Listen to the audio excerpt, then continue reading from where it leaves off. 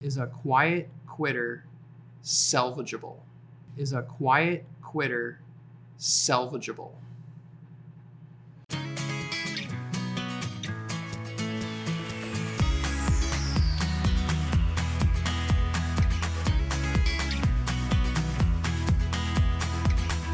Welcome to the InitiativeOne Leadership Podcast, where we help leaders maximize their impact and transform their lives. I'm your host, Nick Nighbor, as well as the VP of Strategic Partnership with InitiativeOne, and we have our very own CEO and founder of InitiativeOne, Dr. Fred Johnson, in the house. We're so excited to have you on the show. Welcome. Thank you, buddy. So in this episode, this is a little bit of a different episode where we ask questions of either Dr. Fred Johnson or the staff, different questions in terms of the topic that we cover every month. The topic this month that we're talking about is quiet quitting. So the questions that you're going to hear today are going to be around that topic. And if you have any questions that you would like to ask us, email us info@initiativeone.com. That email again is info@initiativeone.com. Are you ready for question number one? Let's go. So we are talking about quiet quitting. This is the big topic that we're covering. Question one is, how does the generational gap affect culture in today's work environment? Well, having my doctorate in this area, I've spent a little bit of time on this subject, and I'm going to answer it in two ways. One, it makes a big difference, and two, it doesn't make that much of a difference. So let me explain. Right now, we have an unprecedented time in American corporate history, in that for the first time we have up to 4 generations that are in their adult mode in corporate America. We have boomers, we have millennials, we have Yers, and then we have Zers. And the only other one is post-World War II generation, but there's very few of them left in the workforce. But the reality is this: all 4 generations are shaped by different experiences that has become part of how they view the world. And it's not that one is better than the other, but they're all different. And so, give you an example of how generations play itself out. I'm a boomer. Now, this is more of an attitude than even though I'm a boomer age-wise, I really think like a millennial. And so how I view work is completely different as a boomer than how a millennial or a Y or Zer. And so the boomers were taught or were modeled that if you really want to have commitment to your company, there's a price, and your family has to pay the price. And that the mark of commitment is 16 hours a day, 6 days a week, and that you eat, live, and breathe work. And that it was also in a generation that work, what you did in a deep sense, defined who you are. And so the other thing that you need to know is one of the core values of the boomer generation is more. More is more. And they were raised by a generation of post-World War II folks who said, my job is to help you to have a better life than what I had. We all heard that from our grandparents. I don't want you to struggle. That's right. I don't want you to struggle. And if I had a little bit of stability, I want you to have a lot of stability. If I had a few things that brought me joy, I want you to have a lot of things that bring you joy. And as a result, the whole value of more is always better And so it took root. So that plays itself out in everything. If you're committed at 10 hours a day, there's someone that's going to say, well, why don't you give me more and show me commitment at 12 hours a day? And if it's been 5 days a week, why don't you give me 6 days a week? Because ultimately, that defines your level of loyalty to this company. Well, there was a group of people who paid the price for that. Okay. And the people who paid the price for that were the kids of the boomers. And they were the first generation that we call latchkey kids. They were the generation, the economic infrastructure of the United States still had not grown to the point that it could support a standard 2-income family. It was still, back in the 70s, it was still an infrastructure that supported dad go to work, mom stay at home and be in her place, so to speak. And so now the late 70s come along, moms are now joining the workforce. They're developing their own professions, but nursing care, daycare centers, all of the things that schools offered before and after, none of that existed back then. And so guess who came home for 3 to 4 hours after school every day and they stayed by themselves? Kids, yeah. It's the millennials. And so they grew up having to fend for themselves.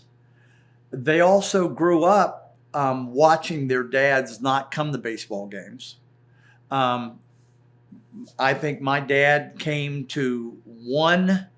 I played college basketball, and in all high school and in college, he never attended a single game, but he attended one one-on-one tournament that I was in when I was in the finals in 8th grade.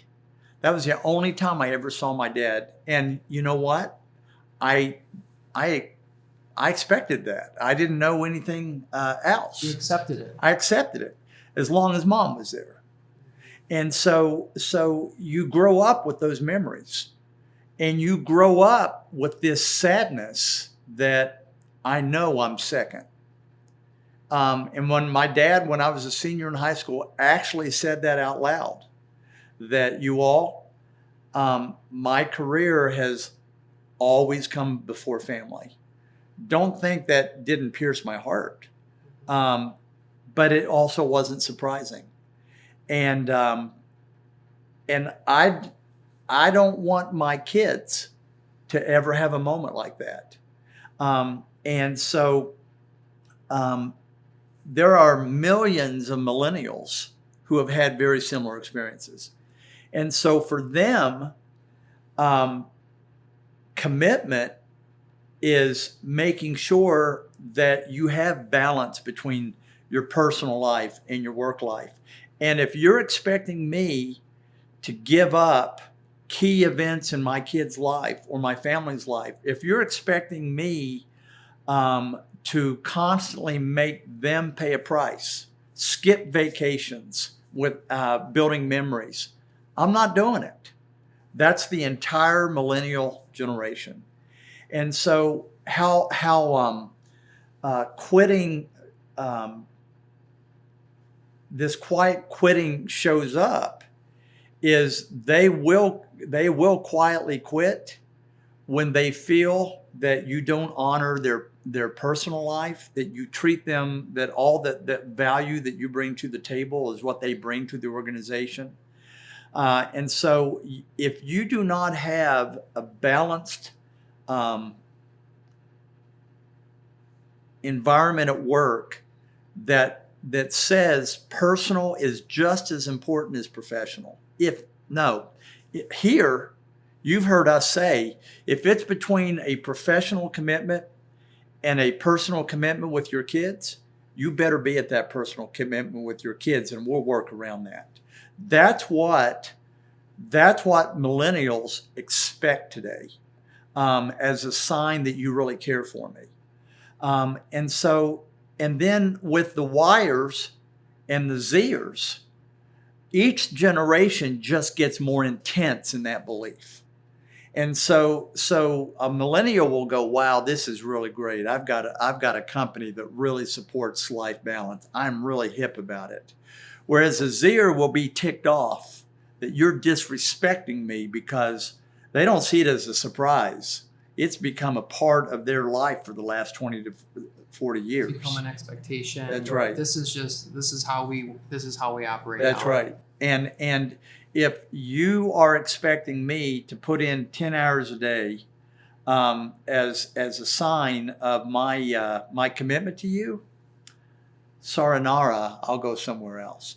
And that is why today we teach organizations how to have high impact within your work hours.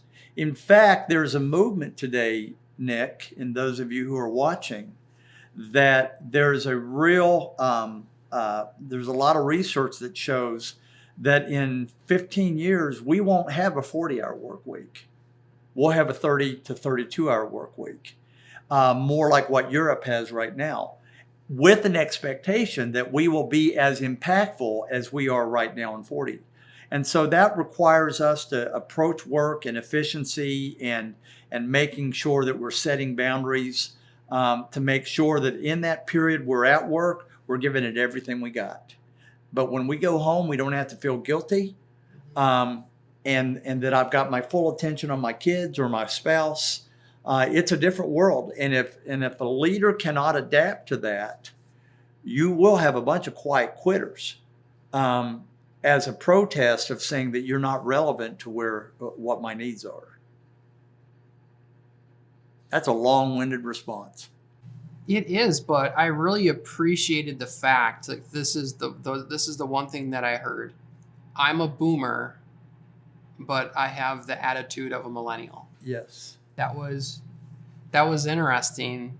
So anyone listening to this or watching, you could be in a generation wherever you were born. Boomers are 1946 to 64, like that time frame. You can be in the generation that you were born in and still have an attitude. And you can adjust. You can adjust the attitude. You don't have to be in the attitude like, well, I'm a boomer, so I'm gonna approach everything this way. No, we can all learn something new, and we can show up differently, no matter what year we were born. Yes. That's just a number. That's a start date. That's right. So we're not locked into that. Is that what you're saying? Yeah, we're definitely not locked into that. Let me show you another way generational differences play itself out in quiet quitting. When I was a young leader, not in leadership, but just starting my first job at an entry-level position, it was understood that I don't ever give my, quote, boss input. I don't ever disagree with my boss. It was understood back then that we lived in an authoritarian society that had not been impacted by technology yet, that if your boss told you what to do, you may not like it, but you understood that was the rules of the road. And if he said jump, you said how high. And if you didn't jump, he would say, or she would say, but back then it was mostly he, unfortunately. But if you didn't jump, he would say, you know what, there's 15 right now that would love to have your job. Because we didn't have an economic infrastructure that provided those kind of choices. Well, what happens is there's a sociological principle that you've heard me talk about, that the more people are exposed to information and ideas, the higher that their exposure becomes, respect for authority decreases.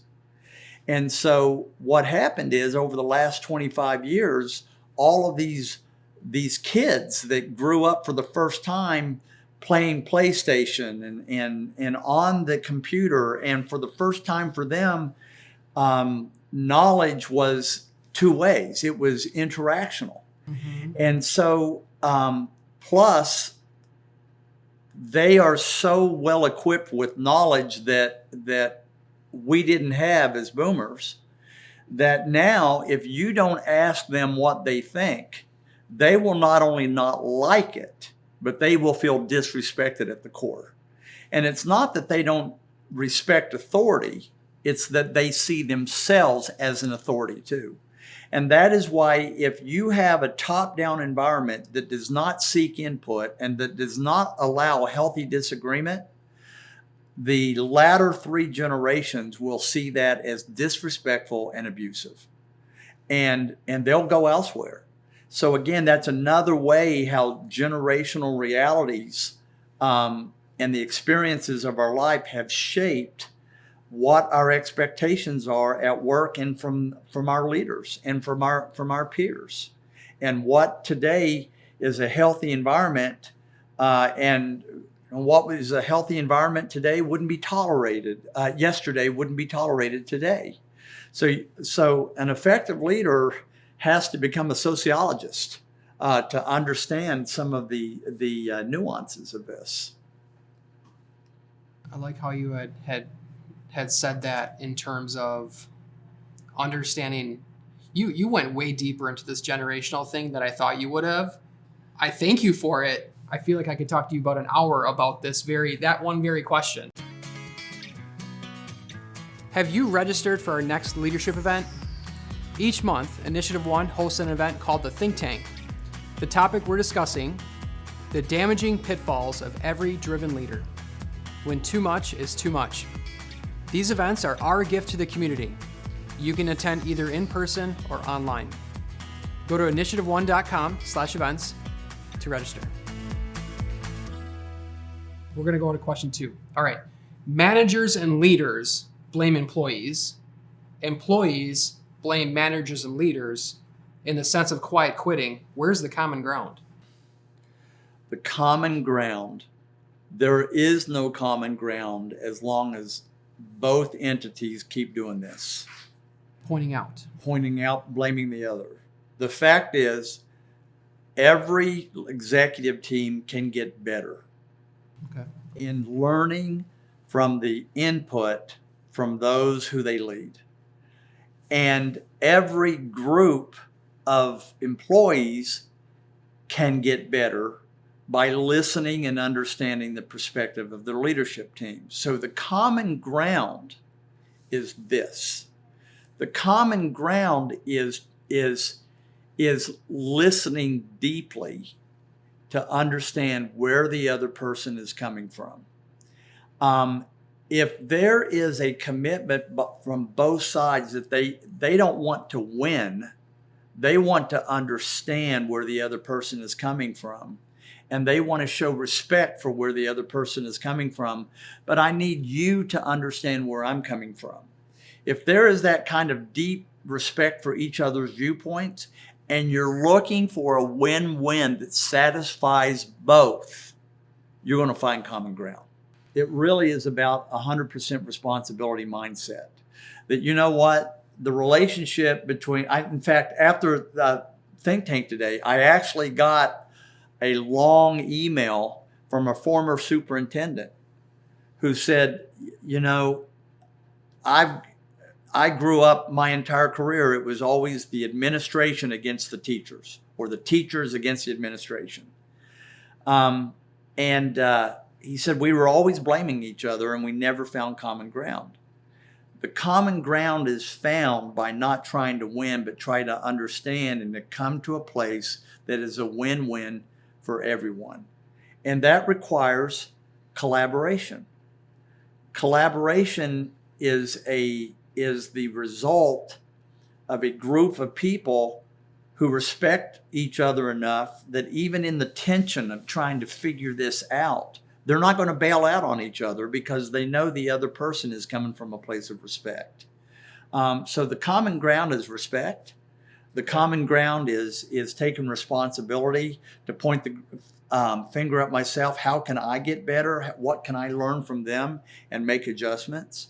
And the common ground is seeking to understand, to find a win-win and not trying to win. Does that make sense? It does. It does. I feel like there's a lot more to that as well. We got to keep this show going. Okay, let's go. Are you ready for the last question? Yes. Is a quiet quitter salvageable? Depends on which. Some are, some aren't. Some really aren't quiet quitters.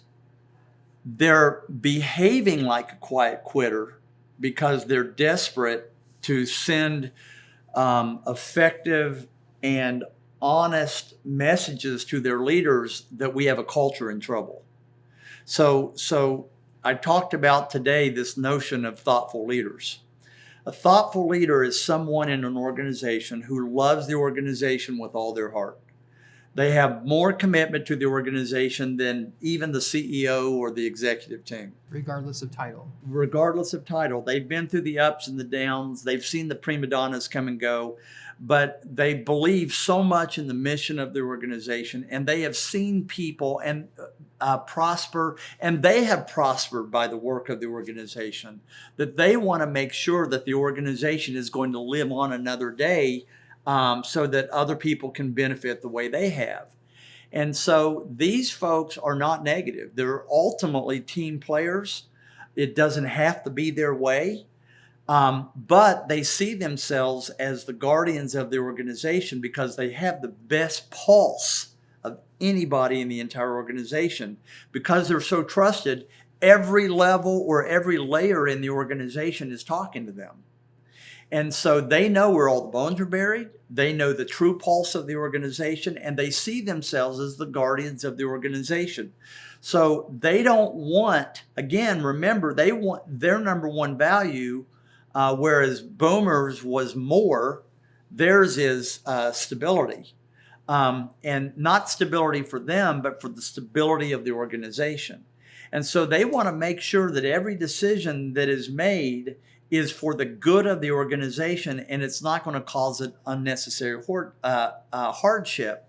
So they want input, not for ego's sake, but they have perspective and information that no one else has in the room that needs to be heard so it will affect the quality of the decision. And so if you leave them out of the input process and you're a top-down leader, they will begin to exhibit quiet quitting behavior. And it's really not part of their being. It's really, if a thoughtful leader goes negative and begins to act like a quiet quitter, and a quiet quitter, we're talking about their energy level changes, their enthusiasm about the organization changes. They begin to pull away in their passion, and it's not been who they are. They're doing that because they're trying desperately to catch people's attention that, guys, we got trouble here in River City. And so typically a quiet quitter that is really it's a tactic to try to ring the alarm bell.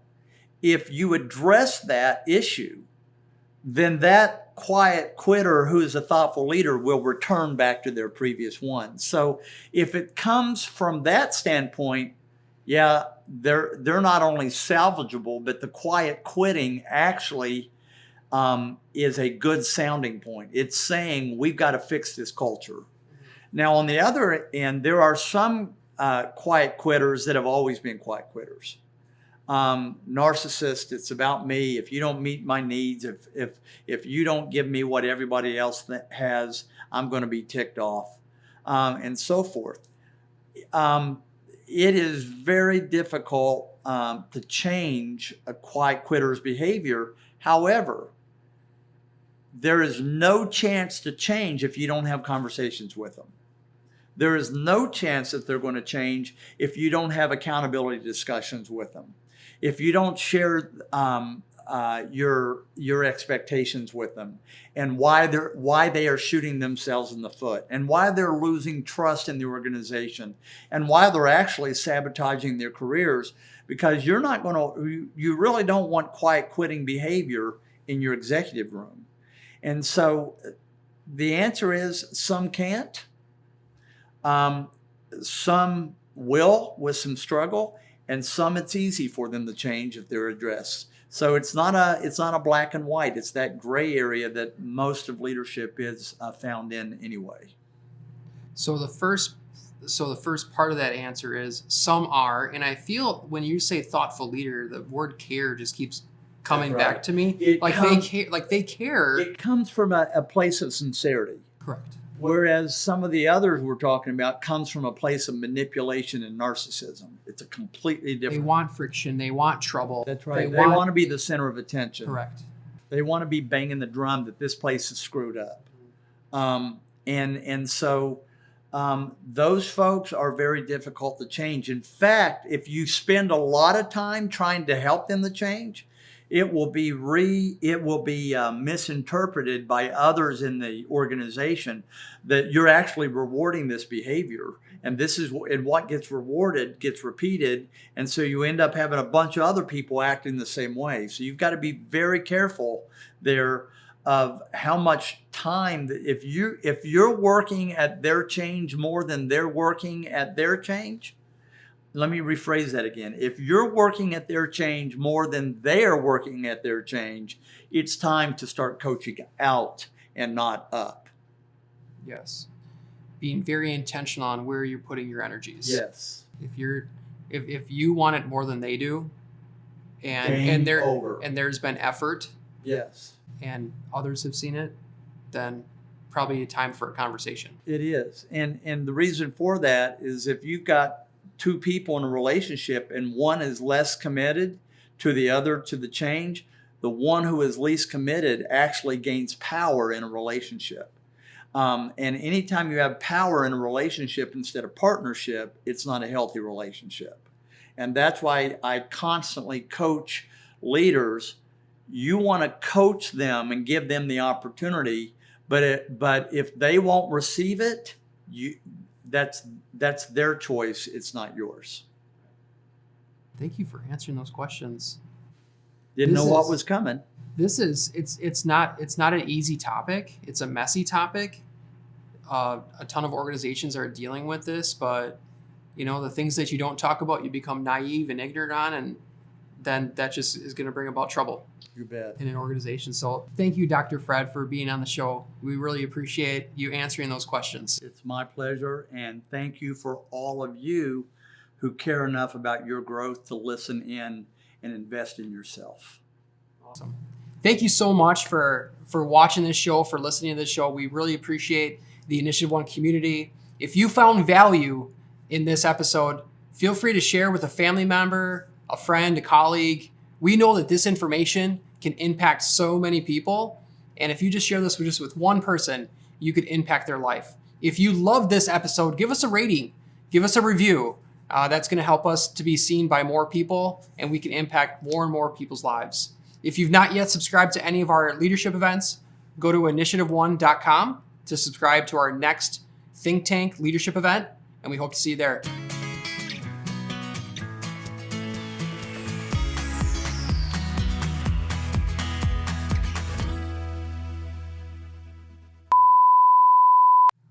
Welcome to the Initiative One Leadership Podcast, where we help leaders maximize impact and transform their lives. We got Dr. Fred Johnson in the house. You're not going to go with that. And I am so excited.